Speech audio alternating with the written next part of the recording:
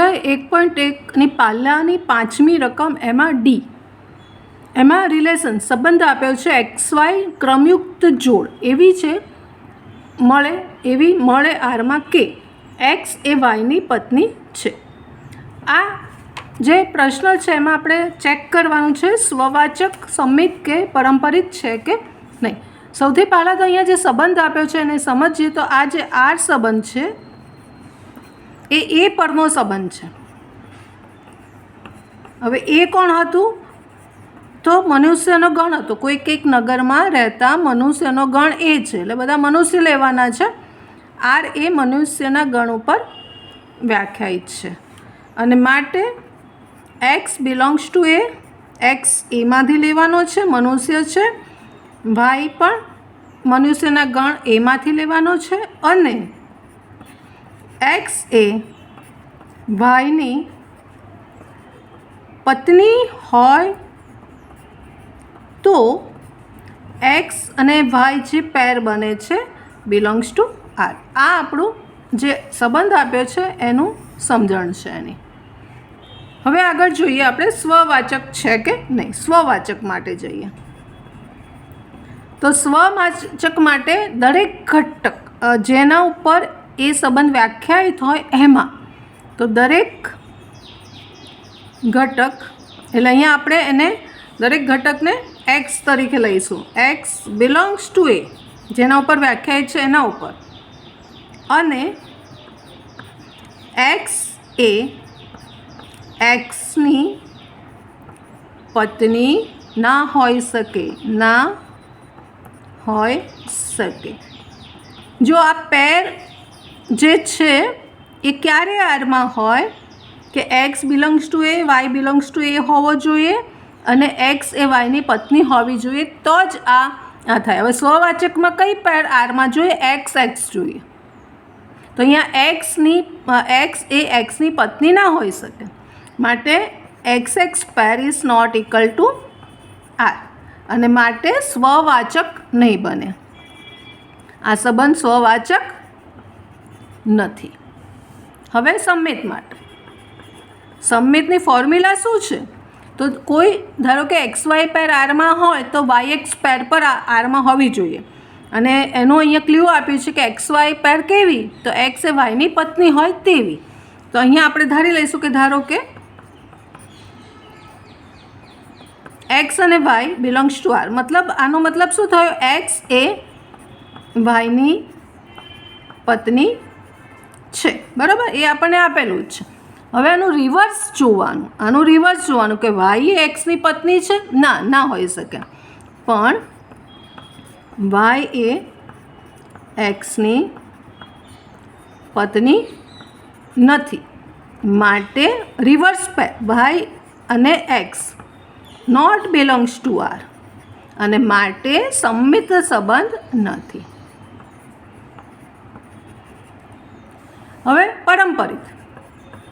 પરંપરિતની formula શું છે કે કોઈ બે પેર આરમાં છે, ધારો કે એક્સ અને વાય અને ઝેડ, તો એનું સંયોજન એક્સ અને ઝેડમાં પણ હોવું જોઈએ. હવે એક્સ વાય હોય તો એક્સ વાયની પત્ની છે, વાય એ ઝેડની પત્ની છે, તો એક્સ એ ઝેડની પત્ની એવું કહેવા માગે છે તો પરંપરિત હોય. હવે ધારો કે અહીંયા આપણે બે પેર લઈ લઈએ. ધારો કે પેર પાલી લઈએ એક્સ અને વાય બિલોંગ્સ ટુ આર અને બીજું એનું સંયોજન લઈએ વાય અને ઝેડ બિલોંગ્સ ટુ આર. આ બંને આરમાં જ છે, માટે કોઈ કન્ડિશનનું પાલન કરે છે? એક્સ એ વાયની પત્ની છે, બરાબર, અને વાય એ ઝેડની પત્ની છે. આવું આપણને જ્યારે આ બે પેર લઈશું તો આ કન્ડિશનનું અહીંયા પાલન કરશે. હવે એનું સંયોજન, તો અહીંયા જે સંયોજન છે એ આ જોશો તો જ્યારે એક્સ એ વાયની પત્ની છે પણ અહીંયા જ નહીં મળે, વાય એ ઝેડની પત્ની જે આ છે એ નહીં મળે, નથી.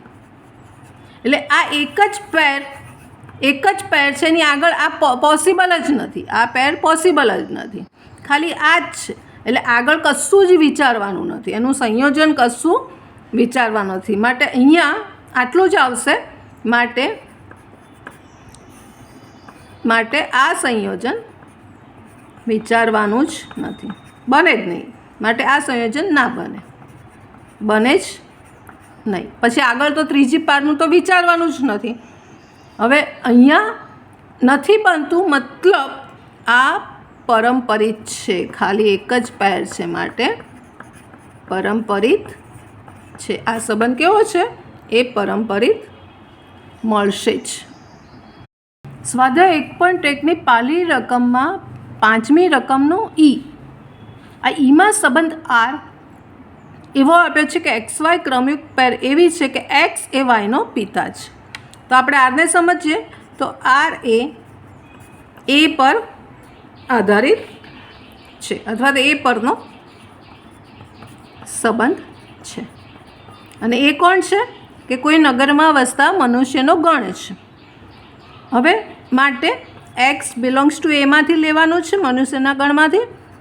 Y પણ મનુષ્યના ગણમાંથી લેવાનું છે. અને X એ Yનો પિતા હોય તો XY pair belongs to R મળે. બરાબર, આ આરને આપણે સમજવાનું હતું કે XY પેર આરમાં ક્યારે હોય? જ્યારે X એમાં હોય, Y પણ એમાં હોય અને X એ Yનો પિતા હોય ત્યારે. હવે સ્વવાચક, આપણે આ રકમને સ્વવાચક, સંમિત અને પરંપરિત ચેક કરવાનું છે. સ્વવાચક માટે કેવી પેર આરમાં જોઈએ? તો XX પેર આરમાં જોઈએ. એના માટે આ કન્ડિશનનું પાલન થવું જોઈએ.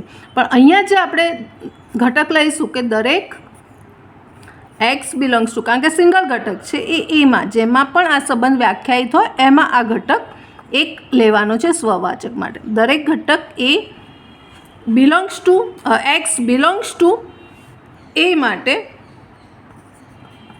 હવે અહીંયા આવું લખાશે, X એ Xનો પિતા ના હોઈ શકે ને. X એ Xનો પિતા ના હોઈ શકે.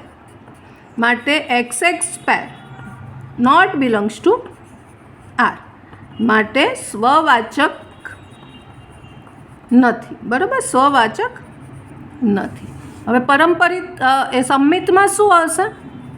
એની ફોર્મ્યુલા શું હશે? કે ધારો કે XY પેર એ આરમાં છે તો YX પેર આરમાં જોઈએ. એટલે અહીંયા ધારી લઈશું કે ધારો કે XY પેર આરમાં છે, મતલબ આ કન્ડિશનનું પાલન કરે છે કે X એ Yનો પિતા છે. પણ અહીંયા રિવર્સ કરું તો Y એ Xનો પિતા નથી. માટે YX pair is not belongs to R. માટે સંમિત નથી, સ્વવાચક નથી, સંમિત નથી. હવે પરંપરિત માટે, તો પરંપરિત માટે બે પેરો ધારો કે આરમાં છે. ધારો કે XY પેર આરમાં છે અને YZ પેર આરમાં છે. એટલે આ કયું કન્ડિશનનું પાલન કરશે? માટે X એ Yનો પિતા છે. અને અહીંયા કઈ કન્ડિશનનું પાલન કરશે? Y એ Zનો પિતા છે.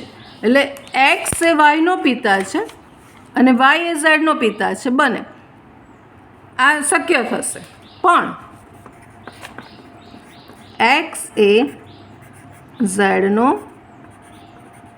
પિતા નથી, પણ દાદા છે.